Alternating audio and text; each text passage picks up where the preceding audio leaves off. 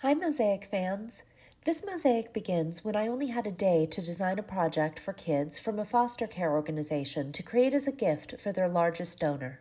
Fortunately, I woke up at 4 a.m. and found myself looking on Etsy before I was even conscious and came across these antique bronze key replicas that range in size from a ½ inch to 2½ inches. I immediately had an idea how to use these keys in a mosaic, so I jumped out of bed and went straight to the computer to make a mock-up.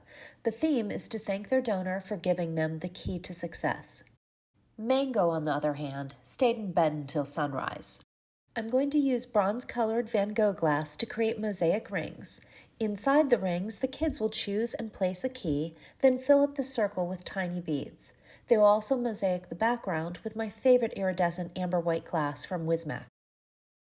I'm using a 2-foot by 3-foot, 3/4 inch birch panel for the substrate.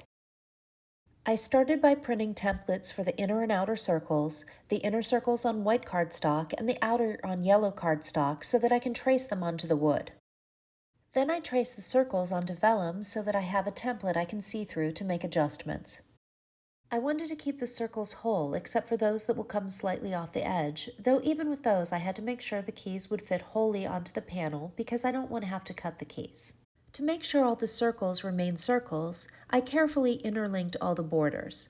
This will mean a lot of adjustments as I work, but it will pay off in making the circles look very clean and crisp. With the initial sketch completed, I primed the board. You can do this before or after sketching.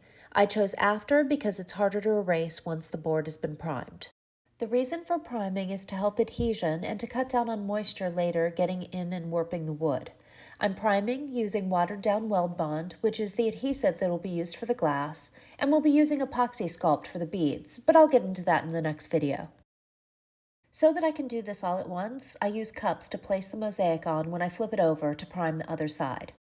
I wait only a few minutes until most of the primer has been absorbed, then flip it over and prime the back. I also make sure to prime the edges. Now it's time to cut the Van Gogh glass.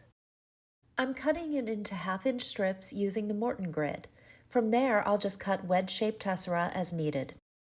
I started with the simple, straightforward rings on top to get a feel for the angles needed for each of the 4 sizes of rings.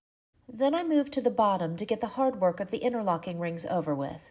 The glass size may not exactly match my templates, so I may need to adjust some of the free-floating rings in the center. Doing the bottom first will allow me to size up how things will look best aesthetically. As I move into the middle section, I'm just adjusting from the original sketch into what will look best once all the rings and beads are in place. While the tedious nature of mosaics is often enough to drive someone crazy, it is good in instances when I'm preparing to work with kids because it gives me the opportunity to think through the best way to have them work without too much chaos. In part 2, we'll finish up the mosaic and I'll show the kids working on it. Thank you!